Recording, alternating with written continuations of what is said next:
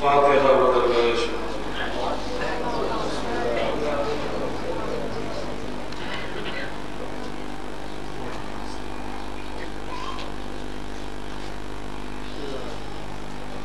باز بلند صلوات پڑھی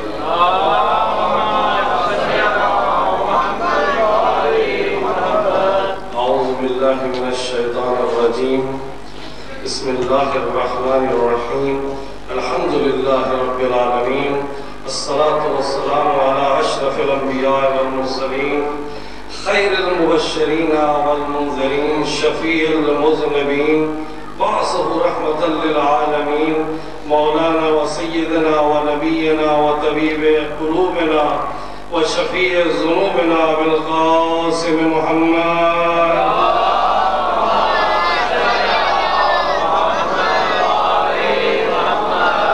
والصلاة والسلام على آخر رسول وزوج البطول وسيف الله المسؤول به شبير وشبر قاسم طوبى وسخر قاتل يمن وعنتر طالع باب خيبر الإمام المظفر وشجاع الغضنفر والصديق الأكبر لولي المكرم والفاروق الأعظم الذي حبه فرض على الحاضر والغائب مولانا وسيدنا علي بن أبي طالب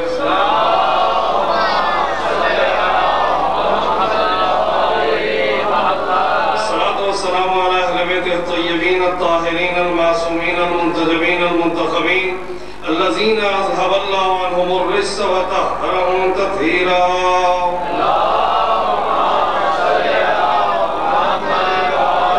واللعنة على أعدائهم ومعاندهم وغاصبي حقوقهم وناصبي شيعتهم ومنكري فضائلهم من الآن إلى يوم الدين أما بعد فقد قال الله الكريم في كتابه الحكيم بسم الله الرحمن الرحيم سبحان الذي يسرى بعبده ليلا من المسجد الحرام إلى المسجد الأقصى صلوات اللهم صل على محمد وآل محمد اللهم كن لوليك الحجة ابن الحسن صلواتك عليه وعلى آبائه في هذه الساعة وفي كل ساعة وليا وحافظا وقائدا وناصرا ودليلا وعينا حتى تسكن وارزقت وتمتعوا فيها طويلا علماء علام مراج نظام کی سلامتی کے لیے اسلام کی بالادستی کے لیے دشمنان اسلام کی ذلت و خاری کے لیے اور پاکستان کی سالمیت کی حفاظت کے لیے مومنین میں آپس میں اتفاق و اتحاد کے لیے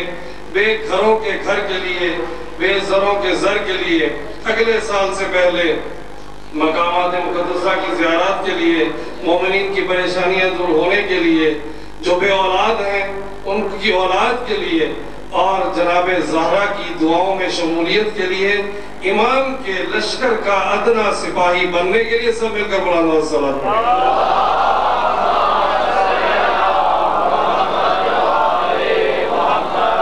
اگر زحمت نہ ہو تو تھوڑا آگے آ جائیے محمد علیہ بیت محمد صلوات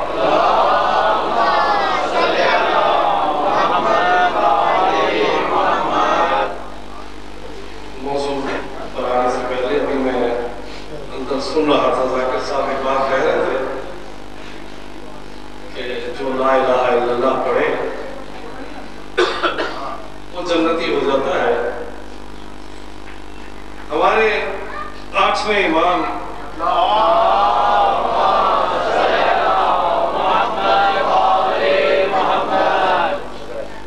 غریب و غربا سلطان عرب والعجم جب باجوار مامون ان کو مدینے سے مرو کی طرف لایا گیا بعض لوگ اس لفظ کو مرو پڑھتے ہیں یہ مرو نہیں ہے مرو ہے بعد میں اس کا نام توس بھی ہے بعض لوگ کہتے ہیں لیکن اگر تاریخ کے حساب سے دیکھیں تو مرو اور توس میں تھوڑا سا فاصلہ تھا مرو کی طرف جب لایا گیا مرو میں مامون کی حکومت تھی اس نے اپنا دارالخلافہ وہاں پر بنایا ہوا تھا نیشا پور کے مقام پہ جب لوگ زیارت کے لیے گئے انہوں نے نیشا پور میں دیکھا قدم گاہ میں امام رضا علیہ السلام موجود بھی ہے اور وہ چشمہ بھی ہے جس سے امام رضا علیہ السلام نے وضو کیا تھا سبحان اللہ صرف وہ لا الہ کی بات میں صرف پوری کرنا چاہ رہا ہوں جب امام رضا وارد شہر نیشاپور ہوئے تو روایت کے مطابق 25,000 علماء دانشمندان لکھنے والے امام کی خدمت میں آئے اور امام محفل میں بیٹھے ہوئے تھے، پردہ ہٹایا جس کو ہماری میں کہتے ہیں ابن رسول اللہ کوئی ایسی حدیث بتائیں جو آپ کے جد رسول خدا نے ارشاد فرمائی ہو اور ہمارے لیے وہ سرمایہ نجات بنے۔ اب یہ حدیث جو میں پڑھ رہا ہوں اس کو سلسلۃ الذہب بھی کہا جاتا ہے، یعنی سونے سے اس کا سلسلہ سونے والا ہے، عالی سلسلہ۔ کیسے؟ کیونکہ اس سلسلے میں جب امام رضا علیہ السلام نے حدیث شروع کی تو عجیب انداز ہے، مجھ سے میرے والد بزرگوار نے کہا۔ ایک حدیث ہوتی ہے میں کہوں قال ابو بصیر، انہوں نے امام صادق سے کہا، فلاں حدیث ہے ابو حمزہ شمالی سے روایت کی ہے، فلاں امام سے انہوں نے نقل کیا۔ یہاں پر نقل کی بات نہیں، سبحان اللہ، کہا مجھ سے میرے والد بزرگوار نے نقل کیا، ان سے ان کے والد بزرگوار نے نقل کیا، یہاں تک کہ یہ بات پہنچی مولا کائنات تک اور ان سے رسول اللہ نے نقل کیا۔ اب جملہ سنیے گا حدیث کا، امام فرماتے ہیں کلمۃ لا الہ الا اللہ حصنی فمن دخل حصنی امن من عذاب۔ اب سب لکھ رہے ہیں، اور ایسا بات ہے کہ آنے محمد نے لکھایا بہت کچھ سب بھول گئے وقت کے ساتھ ساتھ۔ وہ جیسے میں نے عرض کیا تھا پچھلے سال بھی کہ وہ یونان سے تو دوائی لے کے پہنچ گیا رسول اللہ کی، یونان تک خبر پہنچ گئی رسول اللہ کی، تو نعوذ باللہ رسول کے دماغ پہ اثر ہوا ہے، وہ وہاں سے دوائی بنا کے لے آیا اور حدیث کی خبر جو مسلمان تک نہیں پہنچ رہے، تو وہ لکھ رہے ہیں سب۔ ایک مرتبہ امام رضا نے جب یہ حدیث بیان کی فٹافٹ سب نے لکھا، اب اس کا ترجمہ کیا ہے کہ لا الہ الا اللہ جو ہے خدا کہتا ہے یہ میرا طلب ہے، جو بھی لا الہ الا اللہ کہے وہ اس کلمے میں داخل ہو جائے گا، امن من عذاب، اور اس عذاب سے بچ جائے گا، سبحان اللہ، خدا کے عذاب سے۔ یہ حدیث ختم ہے، لوگوں نے پرواہ نہیں کی۔ امام کی جو سواری تھی ہلکی سی حرکت کی، امام نے ہماری سے سر مار نکالا اور ایک جملہ کہا بے شرطہا و شروطہا، سبحان اللہ۔ یہ کلا ضرور ہے لا الہ الا اللہ، لیکن اس کی شرائط ہے وَأَنَا مِن شُرُوطِهَا، اور اس شرائط میں سے ہم ہیں، یعنی لا الہ الا اللہ کہو اور ہمیں نہ مانتے ہو، یہ لا الہ الا اللہ تمہیں بچائے گا نہیں۔ محمد بلندر صلی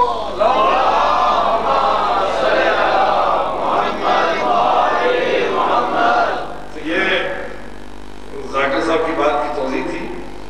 کل عرض کر رہے تھے حضرت باب الحوائج حضرت ابو فضل عباس علمدار کے القابات پر روشنی ڈالنا تھا کہ باب الحوائج تک ہم پہنچے تھے، اور میں نے عرض کیا تھا کہ ان کا لقب ہے باب حسین،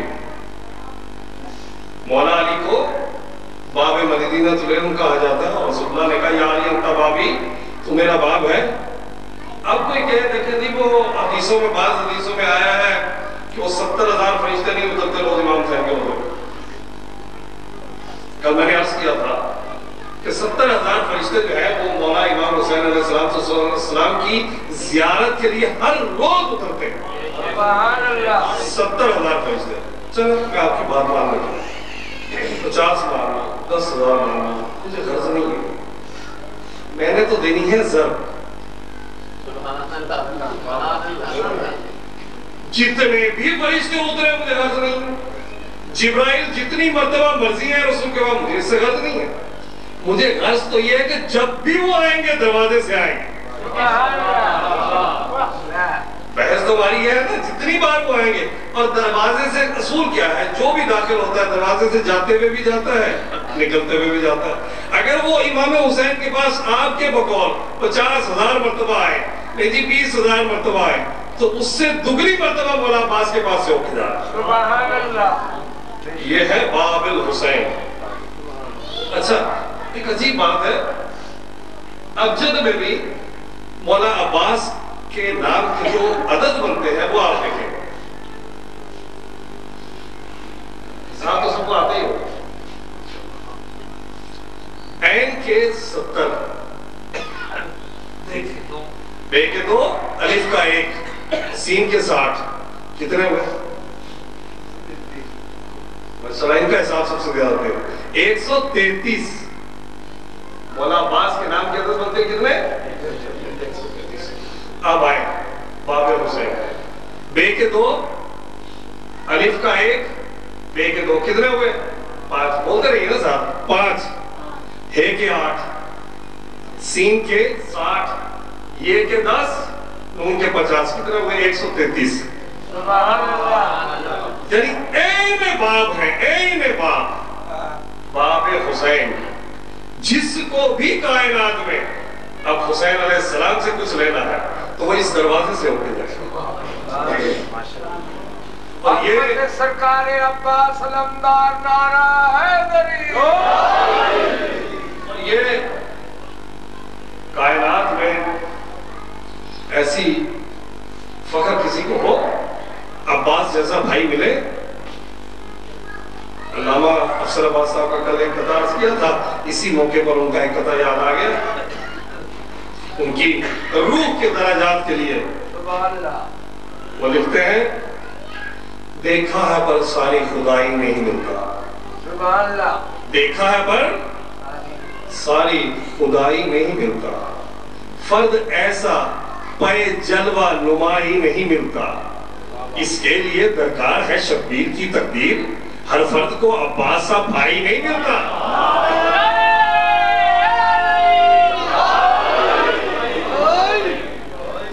عظمت ابو الفضل عباس کون جانے, یہ اس عبد صالح کو پہچانے کا کون.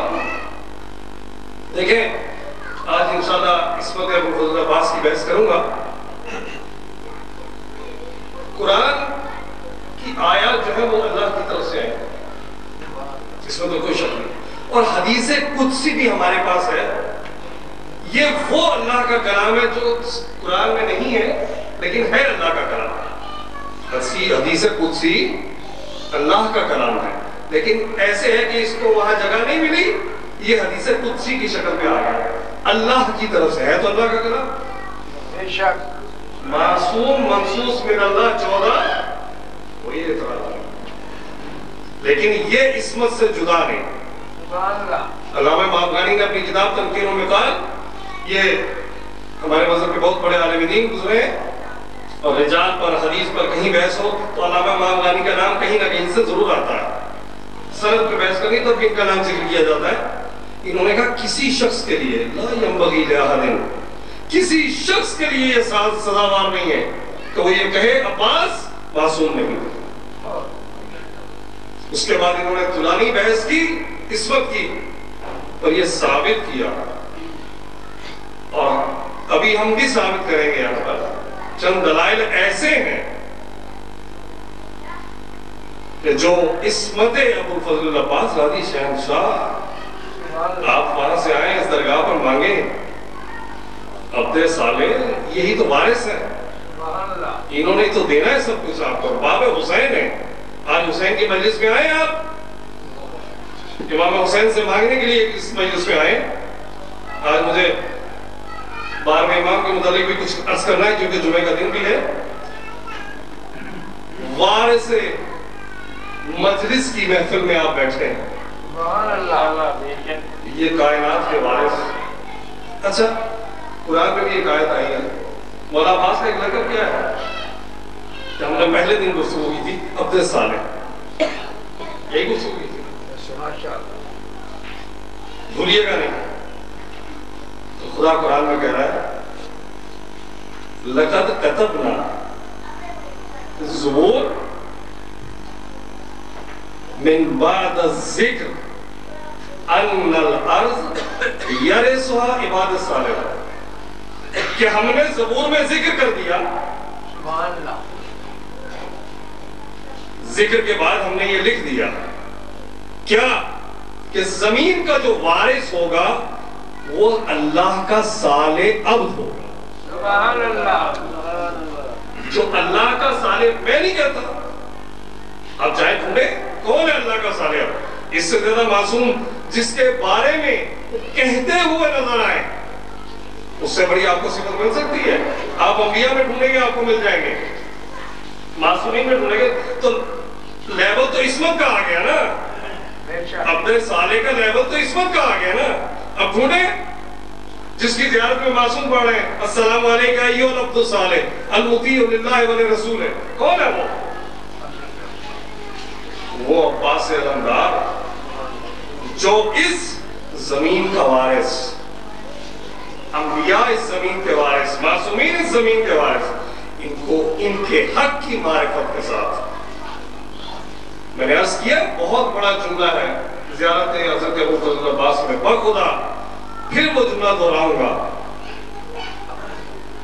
کہ خدا نہ خواستہ توہین ابو الفضل عباس کر کے وہ شخص اللہ کی لعنت میں شمار نہ ہو جائے۔ کل میں نے عرض کیا تھا اس کو کہ معصوم فرماتے ہیں لعن اللہ من جہل حقک واستخف بحرمتک، اے ابو الفضل عباس اللہ کی اس پر لعنت ہو جو تیرے حق سے جاہل ہو، سبحان اللہ، اور اس پر بھی اللہ کی لعنت ہو جو تیرے احترام کو کم کر دے، جو تیری حرمت کو توڑ دے۔ اب بھی کو بحث رہ گئی اس عظیم شخصیت کے بارے میں، اب بھی کو گفتگو کرنا باقی ہے۔ ایک لقب، بس ایک لقب کی توضیح دے کے چند دلیلیں عرض کروں گا۔ حضرت ابو الفضل عباس کا ایک لقب ہے سکار، سبحان اللہ، اور ساقی بھی کہا جاتا ہے، اور سکا رسول خدا بھی ہیں روایت کے مطابق، امام علی بھی ہیں، اور انہوں نے سکائیت کی ہے۔ ایک بار جنگ صفین میں مولا کائنات کے لشکر کے جب پانی ختم ہو گیا تھا تو اس وقت بھی ابو الفضل عباس گئے اور پانی لے کر آئے، ان کا لقب سکا۔ ایک جملہ عرض کرنا ہے یہاں پر، اکثر علماء پڑھ دیتے ہیں کہ جب غازی شہنشاہ نے ذوالجنیح کو پانی میں دریا میں ڈالا، میں نے یہ مسائل کے جملات ہیں جو اٹھا کر میں فضائل کے جگہ پر بیان کر رہا ہوں کہ جب ذوالجنیح کو پانی میں ڈالا تو مولا عباس نے چلو میں پانی دیا، یہاں تک آپ سب سنتے ہیں، اور مولا عباس کو مظلوم کربلا کی پیاس یاد آئی، انہوں نے پانی کو پھینک دیا۔ آپ یہاں تک سنتے رہتے ہیں، یہ توہین ہے ابو الفضل عباس، یہ توہین ہے۔ خود امام کلام فرما رہے ہیں السلام علیکہ ایھا العبد الصالح المطیع للہ، کہاں کی اطاعت؟ حضرت ابو الفضل عباس ایک لمحے کے لیے بھی اپنے آقا سے غافل ہو گئے، کیسی بات ہے؟ نہیں، کتابیں اٹھا کر دیکھے لکھا ہے فذکر عطش الحسین، کیوں امام کی پیاس کو یاد کیا؟ بھولے نہیں تھے، کیونکہ ذکر عطش امام حسین بھی ثواب ہے۔ آخری لمحے پہ مولا عباس نے اس ذکر کو کیا، اس ذکر کو انجام دیا، نہ کہ پیاس کو بھول گئے۔ یہ چلو پانی میں اٹھا لینا اور پھر پھینک دینا، یہ کبھی آپ کے ذہن میں نہ آئے کہ ابو الفضل عباس غافل ہو گئے تھے پیاس سے، بعد میں یاد آیا تو انہوں نے پھینک دیا۔ یہ چیزیں عصمت کے منافی ہیں، اور یہ عجیب عمل ہے۔ قرآن میں بھی ایک ذکر آیا ہے، لیکن قرآن کی بعض آیات ایسی ہیں کہ جو جن پر خاص لوگوں نے عمل کیے، جیسے آیت نجوہ آپ سب سنتے رہتے ہیں کہ جب یہ زیادہ سوالات رسول اللہ سے پوچھے جاتے تھے تو قرآن کی آیت ہے اذا ناجیتم الرسول فقدموا بین یدی نجواکم صدقہ. بھئی تم جب رسول کے پاس جاؤ اور سوالات زیادہ پوچھنے کی کوشش کرو تو صدقہ دیا کرو پھر سوال پوچھو، صدقہ دو پھر سوال پوچھو. کائنات میں میں نہیں کہہ رہا، مولا کائنات میں تو خطبے میں کہا کوئی ہے تو دکھاؤ. کائنات میں اس آیت پر علی کے علاوہ کسی نے عمل نہیں کیا. سبحان اللہ. اور یہ ایک فخر و مباحت میں مولا کائنات میں خطبہ فرمایا ہے کوئی. اور کیا ہوا جب یہ آیت آئی تو مولا کائنات کے پاس ایک دینار تھا، آپ نے کھلا کروایا، اس کے 10 درہم بنے. مولا علی ہر روز 1 درہم صدقہ دیتے تھے، رسول سے بات کرتے تھے. سبحان اللہ. 10 درہم ختم ہوئے، آیت کا حکم بھی ختم ہو گیا. سبحان اللہ. آیت بھی منسوخ ہو گئی. تو اسی طرح جو آیت اب میں پڑھنے جا رہا ہوں، جناب طالوت کا جب لشکر چلا، یہ غالباً سورہ بقرہ کی 249 آیت. لشکر چلا تو اب طالوت کو وحی ہوئی. یہ امتحان ابو الفضل عباس تھا. چلو میں پانی لیا اور پھینک دیا. قرآن کی ترجمانی کر رہے تھے، مفسر قرآن کے بیٹے سبحان اللہ. آج قرآن کی ترجمانی کر رہے کربلا کے میدان میں. امتحان کی منزل ہے نا. اور لفظ آ گیا مفسر قرآن کا. اب ایک جملہ کہوں آپ پرانا بنائیے گا. میں ہمیشہ کہتا ہوں خدارہ القابات دیتے ہوئے ذرا سوچیے بھی. یہ لقب معصومین کے ہیں. مفسر قرآن شہنشاہ مصائب امام سجاد کا لقب ہے. سبحان اللہ. مفسر قرآن جناب زہرا کا لقب ہے. کیوں معصومین کا لقب اٹھا کے آپ تقسیم کر رہے ہیں؟ لوگوں کو دے. آپ لقب تو دیکھیں کس کا کس کے ساتھ فٹ کر رہے ہیں. مفسر قرآن کو کر سکتے ہیں تفسیر قرآن. جب امام زمانہ آئیں گے کوئی لقب چھوڑا ہی نہیں. کیا کہیں گے؟ کس لقب سے بلائیں گے امام؟ القابات دیتے ہوئے دیکھے تو صحیح ہم کہاں کس طرف جا رہے ہیں. تو وہی ہوئی جناب طالوت کو. کیا طالوت ان سے کہہ دو اپنی قوم باز ان اللہ مبتلیکم بالنہر، خدا تمہیں ایک نہر سے آزمائے گا. سبحان اللہ. اللہ اکبر اللہ اکبر. دیکھیں یہ ابو الفضل عباس کیسے تفسیر کر رہے ہیں. بھولے نہیں تھے. بڑے اشکالات ہیں حضرت ابو الفضل عباس کے مصائب میں. انشاءاللہ آئندہ آنے والے دنوں میں اس کروں گا کہ اللہ تمہیں ایک نہر کے ذریعے سے آزمائے گا. من شرب منہ فلیس منہ، اور جو اس نہر سے پانی پیے گا وہ مجھ سے نہیں، منیت سے خارج. وَمَنْ لَمْ يَطْعَمْهُ فَإِنَّهُ مِنِّي، اور جو اس سے نہ چکھے سبحان اللہ. وہ منیت کی منزل پہ آ جائے گا. سبحان اللہ. اب جب وہاں پہنچے لشکر تھکا ہوا تھا. اب تھکاوٹ کے بعد تو پیاس بھی زیادہ لگتی ہے. لشکر پہنچا، تقریباً لشکر نے اپنے آپ کو منہ کے بل نہر میں گرا دیا. تفسیریں آپ اٹھا کے دیکھیں، منہ کے بل نہر میں گرا اور اتنا پانی پیا کہ تفاسیر میں لکھا کہ ان کے ہونٹ کالے ہو گئے اور ہلکان ہو گئے.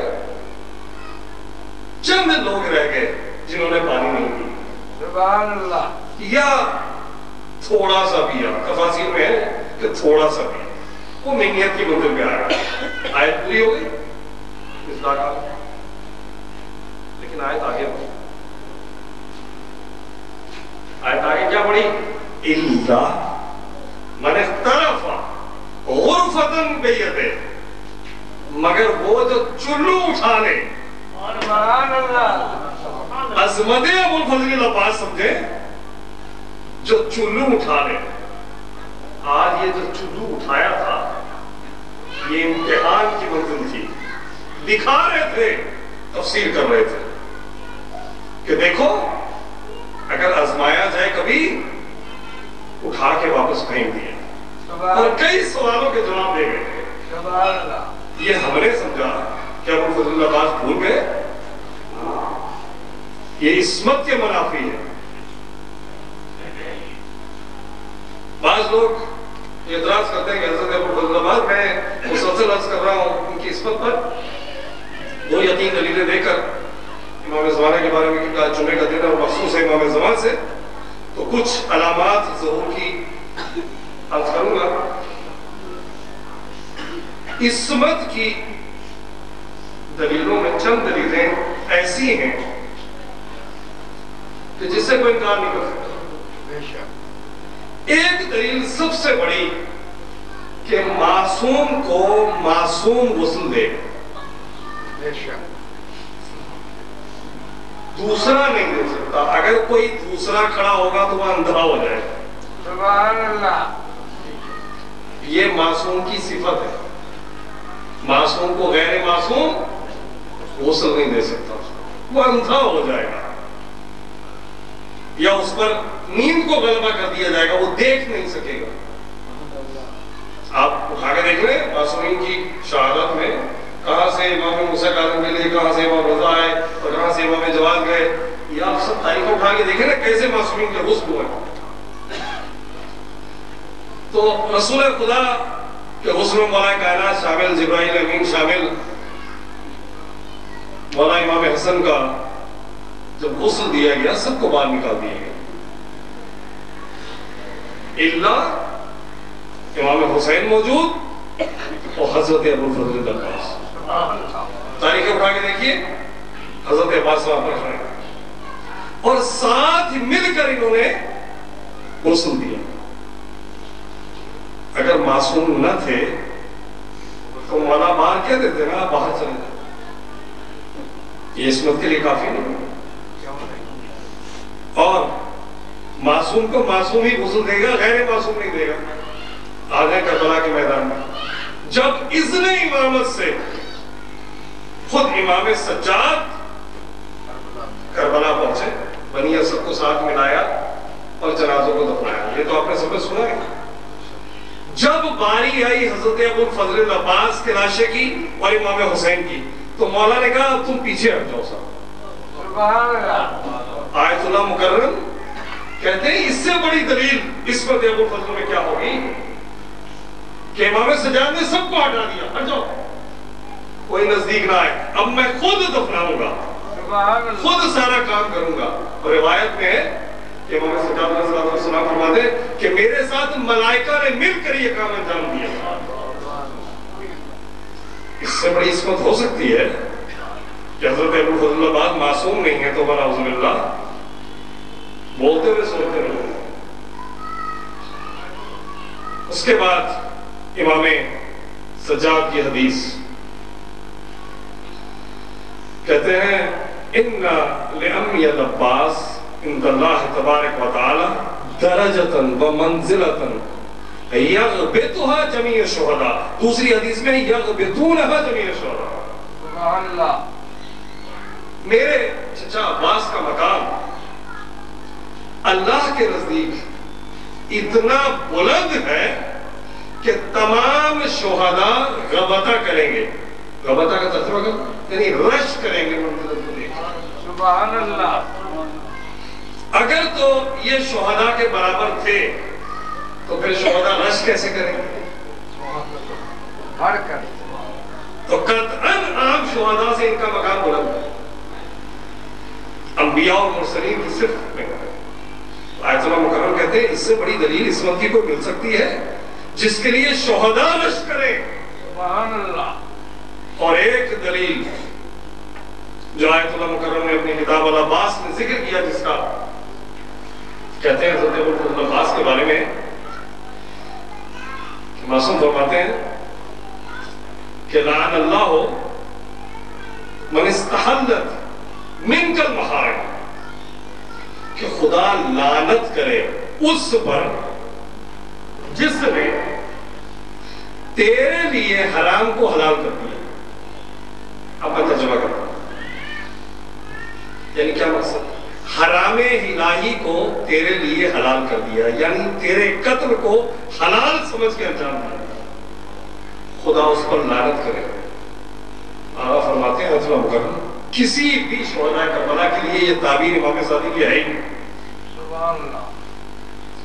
اور عام شہید یا عام کوئی مسلم یا مومن اس دنیا سے چلا جائے، حرمت اسلام اس سے نہیں ٹوٹتی. جس نے اسلام کی حرمت کو توڑا ایسے نہیں ٹوٹ جاتا. کا فقط و فقط وہ معصوم ہے جس کے قتل سے اسلام کی حرمت ہے.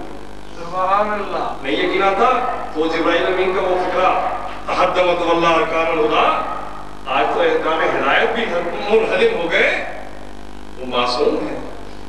حضرت ابو بکر العباس ہم نے نہیں پہچانا، دنیا نے نہیں پہچانا. اس شخصیت کو کائنات جس پر جتنا فخر کرے کم ہے. باخدا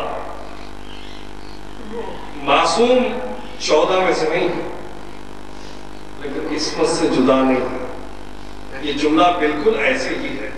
علی خدا نہیں ہے لیکن خدا سے جدا نہیں ہے. سبحان اللہ. سمجھا کریں.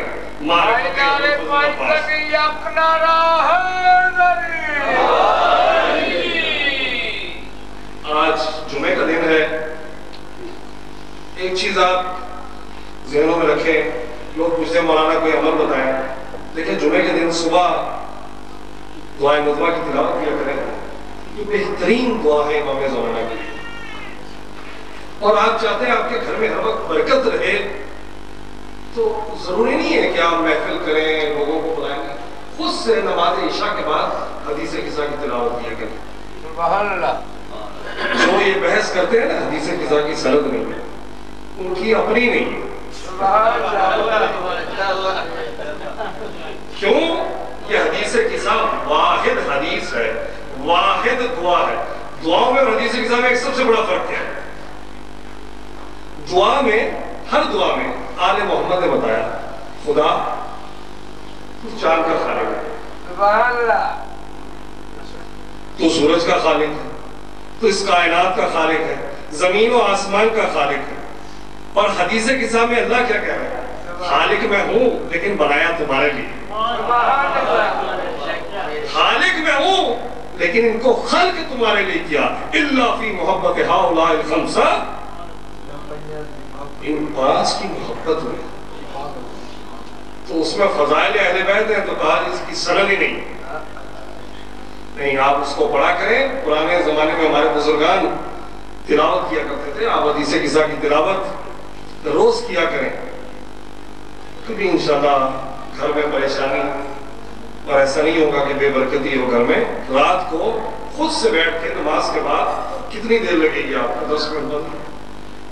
اور جمعے والے دن ایک دعا ہے، دعائے سماعت. یہ غروب سے پہلے پڑھی جاتی ہے. سبحان اللہ. اس کو پڑھنے کے بعد امام کے ظہور کی دعا کریں. زمانہ اتنا پرآشوب ہو چکا ہے، اتنے حالات خراب ہو چکے ہیں. آپ روز دیکھ رہے ہو، مجھے بتانے کی ضرورت نہیں ہے کہ اب کب طرح کے چاند کا ظہور ہو جائے، معلوم نہیں ہے. لیکن وہ چند علامات حتمی جو باقی ہیں، ایک تو سفیانی کا خروج، ایک یمانی کا نکلنا، ایک ندائے آسمانی کا آنا، نفس زکیہ کا قتل، اور ایک علامت ایسی جس میں اختلاف ہے. بعض لوگ کہتے ہیں کہ وہ مکے اور مدینے کے درمیان میں زمین کا پڑ جانا، یا سورج کا مغرب سے طلوع ہونا. یہ، اور ایک چیز ذہن میں رکھ لیں، یہ علامات جب ظاہر ہوں گی توبہ کا دروازہ بند ہوگا. پہلی علامت بھی اگر ظاہر ہو گئی توبہ کا دروازہ بند ہو جائے گا. آج غازی شہنشاہ کی بارگاہ میں بیٹھے ہیں، ان کے حق کو پہچانتے ہوئے، ان کی معرفت کو جانتے ہوئے سرکار وفا ابو فضل عباس اپنے لیے وسیلہ قرار دیں شفاعت کا. سبحان اللہ. میں نے ایسے نہیں کہہ دیا، پہلے عرض کیا تھا جس کو زہرا وسیلہ بنایا. سبحان اللہ. رسول خدا نے کہا نا کیا لائیں گے؟ کفانا، کافی ہے بابا، ہمارے لیے کافی ہے. الیدان المقطوعتان، میرے بیٹے کے دو بازو، یہ میری امت کی شفاعت کے لیے کافی ہے. میرے چاہنے والوں کی شفاعت کے لیے یہ دو بازو آج وسیلہ بنایا کہ غازی شہنشاہ بڑے گنہگار ہیں، آپ امام زمانہ سے ہماری سفارش کریں. پر ایسا نہیں ہے کہ امام اس وسیلے کو ٹال دیں گے. معصوم نے فرمایا ہے نا، برزخ کا تم انتظام کر کے آؤ، محشر کے ہم ذمہ دار ہیں. پہلے ان کی معرفت تو جانے، ان کو ماننے تو صحیح، پھر معصوم آپ کی شفاعت کرے گا. ایک شخص جس کا نام کتابوں میں شیخ حسین آل رحیم نجفی آیا، ایک طالب علم تھا، نوجوان، درس پڑھا کرتا تھا. مریض ہو گیا، اس کے سینے میں اتنی تکلیف ہوئی کہ جب یہ کھانسی کرتا تھا تو خون نکلتا تھا. اس نے اپنے ایک دوست سے کہا کہ میں نے فلاں فلاں عالم دین کی بیٹی سے شادی کرنا چاہتا ہوں، تم جا کے میرے لیے سوال کرو. اس کا دوست گیا، جا کر سوال کیا.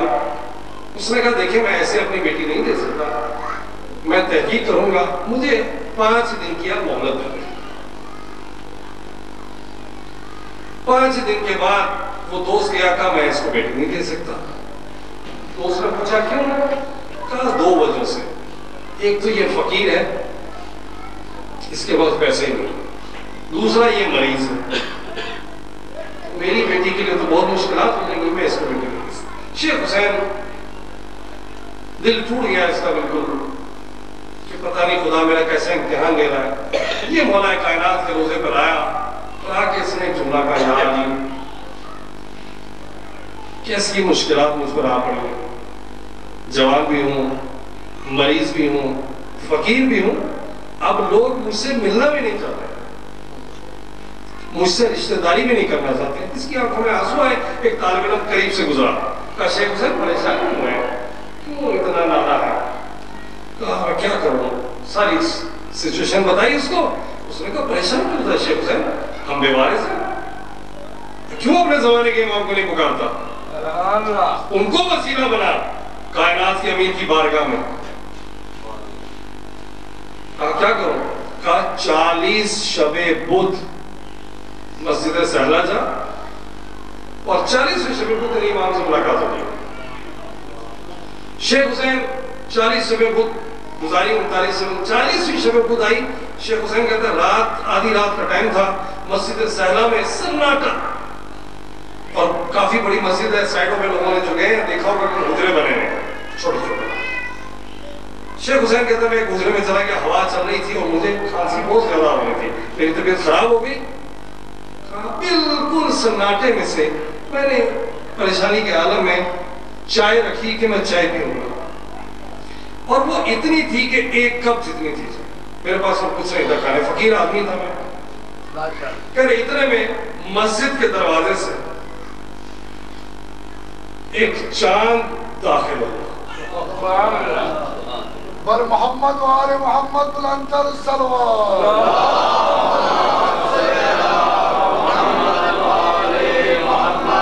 کبھی گہرائی سے اپنی پریشانیوں میں اکیلے بیٹھ کے امام کو پکاریں. آپ بھی شیخ حسین بن سکتے ہیں، ایسی بات نہیں ہے. کہا کہ جو ہی میں نے دیکھا، میں نے کہا یہ شخصیت نورانی آ رہی ہے، اگر یہ میرے پاس آ گئی اور میرے پاس عرب کے دستور کے مطابق تعارف کرتے ہیں، آپ بھی لیجیے آپ بھی لیجیے، تو میرے پاس تو اتنا ہے ہی نہیں. ابھی سوچ رہا تھا، کہا وہ شخصیت چلتی سیدھا میرے پاس. سبحان اللہ. کہا میرے پاس آ کے سلام کیا، بیٹھ گئے. کہا میں نے ان کو کہوا دیا، چائے پیش کی. اب امام کو بھی کتنا احساس تھا. امام نے ایک مرتبہ کہا شیخ حسین پریشان کیوں ہے؟ کہ حضور آپ سے تو نہیں کہہ سکتا. دیکھیں ایک چیز یاد رکھیے گا، امام کی یہ صفت ہے کہ اگر امام آپ سے ملاقات کریں اور وہ نہ چاہیں آپ نہیں پہچان سکتے. سبحان اللہ. جیسے شیخ بھائی کا میں نے عرض کیا تھا کہ پیر پلندوز کے پاس کھڑے ہیں، علم جبر سے دائرہ لگایا، امام اس وقت کہاں ہے؟ 4 حصے کیے زمین کے، پھر 4 حصے کیے، اس کفاش کے پاس پہنچے، موچی کے پاس دیکھا شخصیت کھڑی ہے، بھول کے میں کس لیے آیا. وہیں پر معصوم نے روک لیا. جب وہ امام ملاقات کر کے گئے، اب شیخ بھائی بھاگتے ہوئے آئے پیر پلندوز کے پاس، کہتے ہیں معلوم ہے تجھے یہ کون تھے؟ کہا یہ تو نہیں پتا، یہ مجھے پتا ہے، دن میں 3-4 مرتبہ میرے پاس آیا. یہ ذہن میں رکھیے گا، معصوم اگر نہ جائے تو آپ نہیں پہچان سکتے. سبحان اللہ. شیخ حسین کہتا ہے میں حضور بس اپنے امام زمانہ سے ہی بات کرنی ہے، سبحان اللہ. میں آپ کو کیا بتاؤں؟ کہا نہیں بتا تو صحیح، کچھ تو پریشانی بتا. اتنا پریشان اور گریہ کرنا. حضور بیماری ہے، فقیری ہے، ایک اور مشکل ہے وہ آپ کو نہیں بتا، وہ میں امام زمانہ کو بتا. امام مسکرائے. جو کعوہ ایک خون امام نے لیا تھا اسی طرح واپس کیا. کہا شیخ حسین یہ پی لیں انشاءاللہ خدا شفا دے گا. سبحان اللہ. دیکھیں معصوم کے لعاب کی سمجھ جانتے ہیں. جب مولا کائنات نے خطبہ دیا تھا، سننی کا دعویٰ کیا تھا، تو کیا کہا تھا؟ حاضر دعاب رسول اللہ. سبحان اللہ. ادھر شیخ حسین کتنا خوش نصیب ہے کہ امام نے دودھ پینے کے بعد اس کو دے رہے ہیں. شیخ حسین یہ پی انشاءاللہ خدا اس کو شفا دے گا. اور شیخ حسین جو تیری دوسری مشکل ہے کہ تیرے پاس فقیری ہے، تو یہ اللہ کی مصلحت یہی ہے کہ تو اسی طرح رہے. اور تیسری مشکل وہ بھی آسان ہو جائے گی. اب یہ کہا تو شیخ حسین نے کہا میں اپنے امام زمانہ کو بتاؤں. سبحان اللہ. وہ تیسری مشکل میں آپ کو نہیں بتا سکتا. کسی کو کہہ تو نہیں سکتا میں نے شادی کے لیے کسی جگہ پہ درخواست دی تھی، تو کہا کہ وہ میں اپنے امام کو بتاؤں گا. اب یہ شخصیت اٹھنے لگی تو شیخ حسین کا دل اندر سے کھچا. سبحان اللہ. کہتے ہیں حضور پتہ نہیں کیا بات ہے، جب سے آپ آئے میرا دل اندر سے کھچتا چلا جا رہا ہے. آپ تھوڑی دیر بیٹھ جائیں، تھوڑی دیر میرے پاس اور بیٹھ جائیں تاکہ مجھے دلی سکون ملے. شیخ حسین کہتے ہیں وہ شخصیت بیٹھ گئی. تھوڑی دیر کے بعد پھر اٹھنے امام. شیخ حسین نے کہا حضور ایک مرتبہ اور بیٹھ گئے. جب تیسری مرتبہ اٹھے امام نے کہا شیخ حسین دیکھ میں نے کہیں اور جانا ہے سبحان اللہ. اور مجھے کچھ ضروری وظائف ہیں. کہا کیا؟ کہا میں نے اب یہاں سے نکلوں گا اور میں نے مسجد کوفہ جانا ہے، وہاں پہ حرم ابن مسلم عقیل میں جانا ہے، وہاں سے جانا. شیخ حسین نے جب یہ جملے سنے کہ یہ شخصیت حرم مسلم عقیل تک جائے گی تو کہتے چلو وہاں تک تو میرے دل کو ڈالت ملے گی. کہا حضور اگر اجازت دے میں آپ کے ساتھ ساتھ چلوں. ابھی تک شیخ حسین کو نہیں پتا یہ شخصیت کون ہے. سبحان اللہ. شیخ حسین علیہ رحیم نجفی کہتے ہیں کہ میں اس شخصیت کے ساتھ امام کے ساتھ ساتھ میں مسجد کوفہ میں آیا. اب جو لوگ مسجد کوفہ میں گئے داخل ہوتے ہی مقام ابراہیم ہے. سبحان اللہ. کا مقام ابراہیم پر امام بھی کھڑے ہوئے نماز پڑھنے کے لیے 2 رکعت. کا شیخ حسین یہاں 2 رکعت نماز پڑھنے پھر حرم میں مسلم کے لیے پڑھایا. شیخ حسین کہتے ہیں کہ امام نے نماز شروع کر دی اور میں تھوڑا سا فاصلے پہ تھا. کہا میں نے اللہ اکبر کیا، اب میں نے دیکھا نور نے اس شخصیت کے گرد دھڑکا کرنا شروع کر دیا. لمحے میں وہ نور کا ٹکڑا بن گیا. کہا اس وقت مجھے خیال آیا شیخ حسین کیسا بدنصیب ہے امام تیرے پاس اتنی دیر بیٹھے رہے اور تو اپنے وقت کے امام کو نہ پہچان سکا. شیخ حسین کہتے ہیں اب میں نے کہا اس سے پہلے کہ امام چلے جائے میں نے فٹافٹ نماز کو تمام کیا. دیکھا اب نور کا ٹکڑا تھا. اب وہ نور کا ٹکڑا مسجد کے دروازے سے باہر نکلنے لگا. مسجد مسلم نکیل کا روزہ اس طرف ہے, وہ مسجد کوفہ سے اندر سے رستہ جاتا ہے. کہا میں نے ہاتھوں کو جوڑ دیا, اے زہرا کے جان, اے امام زمان, اب تک مجھے پتا نہیں تھا لیکن آپ نے مجھ سے ایک وعدہ کیا کہ آپ حرم مسلم نکیل تک جائیں گے. کہا نور کا ٹکڑا دروازے کی طرف جا رہا ہے. کہا میں نے پھر کہا اے زہرا کے جان, آپ کو اپنی ماں زہرا کا واسطہ, میرے ساتھ حرم مسلم نکیل تک چلے. شیخ حسین کہتا ہے کہ امام میرے ساتھ چلتے ہوئے حرم مسلم نکیل تک گئے, اس کے بعد وہ نور کا ٹکڑا غائب ہو گیا. شیخ حسین کہتے ہیں میں روتا ہوا پریشانی کے عالم میں, شیخ حسین تو پہچانا نہیں, امام تیرے پاس اتنی دیر بیٹھے رہے. شیخ حسین کہتے ہیں میں حجرے میں آ کے بند کر دیا اور زاروں قطار رونے لگ گیا کہ کتنی بدبختی ہے میری. شیخ حسین کہتے ہیں تھوڑی دیر کے بعد میں نے محسوس کیا مجھے کھانسی آئی. اب وہ کھانسی میں خون نہیں تھا. شیخ حسین کہتے ہیں میں سمجھ گیا مولا نے مجھے شفا دے دی. کہہ رہے لیکن میں بےحال حجرے کے اندر بیٹھا ہوں. اتنے میں دروازے پہ دستک ہوئی.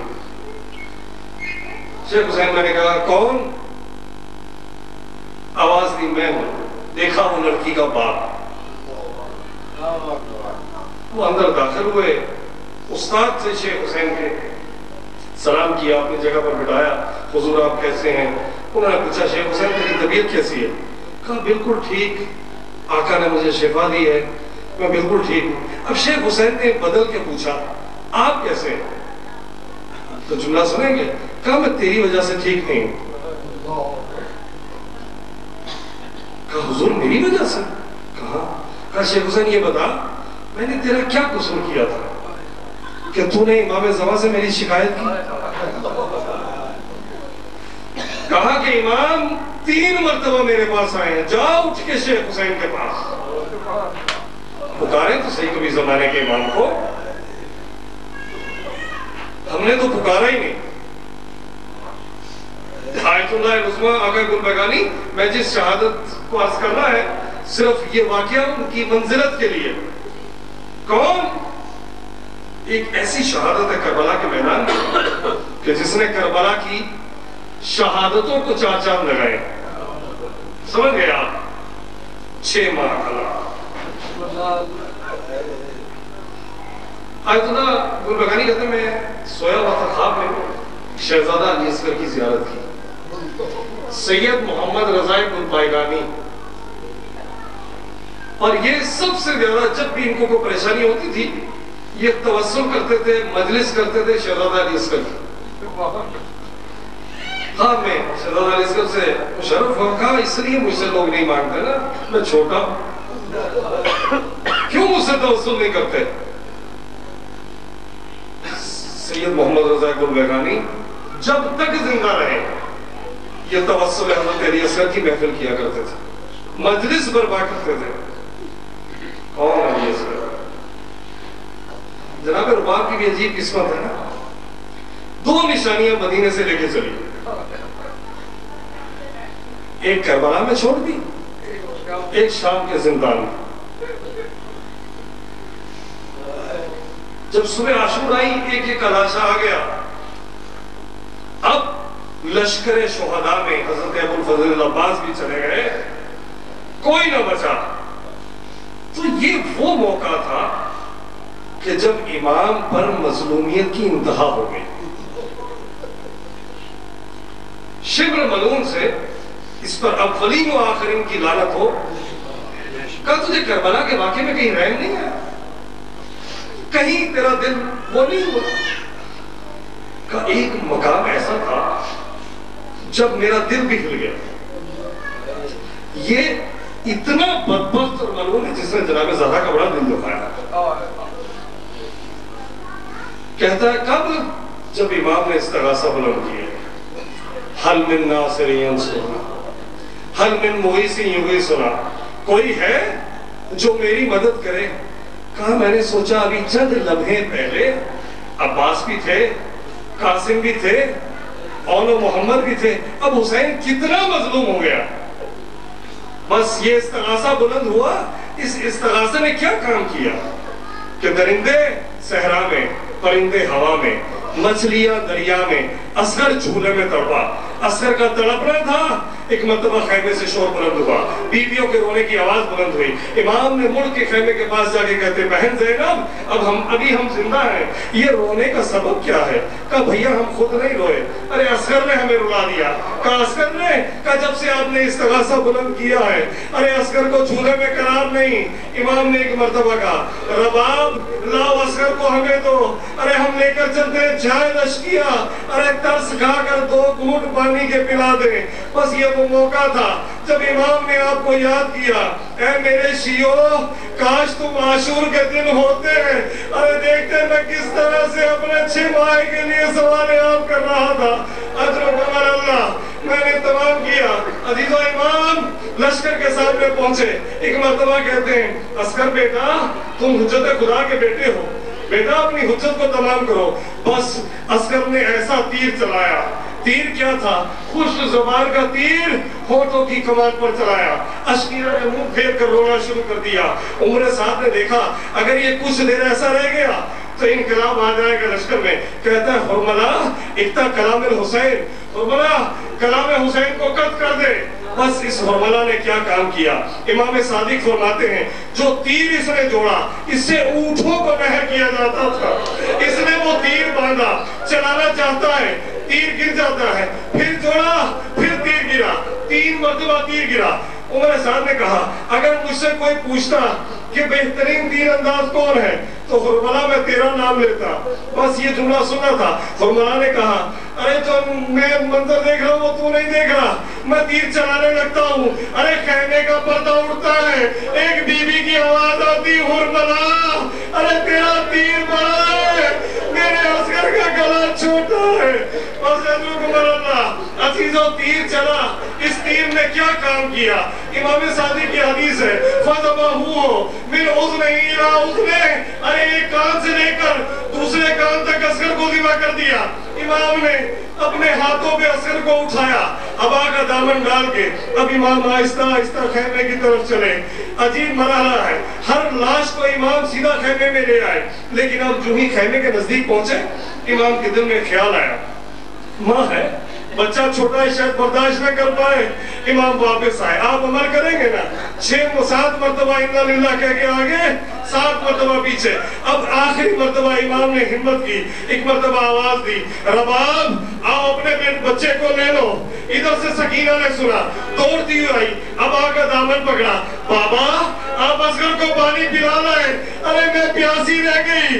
امام نے دامن کو ہٹایا, بچی نے بھائی کا گلا کٹا ہوا دیکھا, ارے چیخ ماری گش کر گئی.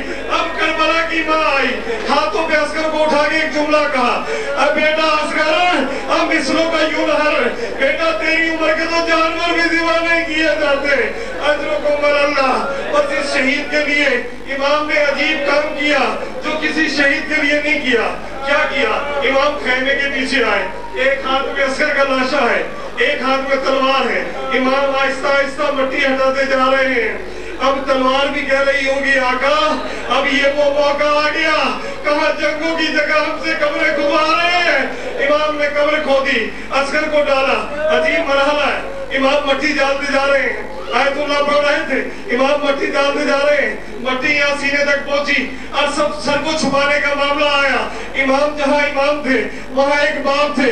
امام نے رخ پھیر دیا, اب مٹی ڈالتے جا رہے ہیں اور ایک جملہ کہہ رہے اصغر بیٹا ارے باپ کو معاف کر دینا, ارے بابا کی مجبوری ہے. اجرکم اللہ. بس عزیزو میں نے مجلس تمام کر دی, ایک جملہ سن لیجیے. جب شام غریبہ کے قریب جب سروں کو گنا گیا, اب ایک ملوم نے کہا وہ سر کہاں ہے, وہ سر کہاں ہے بچے کا. کہا میں نے دیکھا حسین خیمے کے پیچھے کچھ کر رہے تھے, ایسا لگتا ہے حسین نے اس لاش کو دفن کر دیا. اب عجیب ظلم ہوا کربلا کے میدان میں. کربلا میں یہ واحد شہید ہے جو ایک بار نہیں 2 بار ذبح ہوا, 2 بار ذبح ہوا. اب 70 نیزہ سوار کربلا کی زمین پر نیزہ گاڑ رہے ہیں اور نکال رہے ہیں، نیزہ گاڑ رہے ہیں، نکال رہے ہیں، در خیمہ پر ماں کھڑی ہے. کیا منظر ہوگا؟ ایک مرتبہ ایک ملعون کا نیزہ زمین پر گیا، جب نکالا ارے عسکر کا بدن نیزے پر لپٹا ہوا.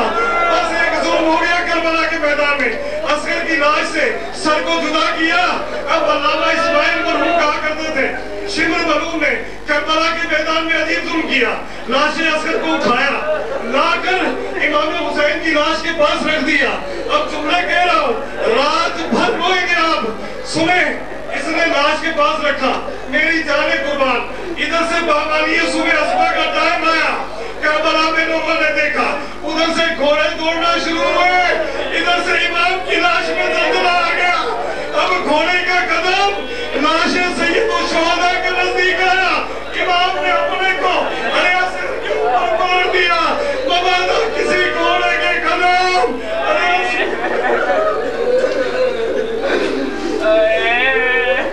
اللہ رسول اللہ علیہ وسلم ظالمین سیالم الذین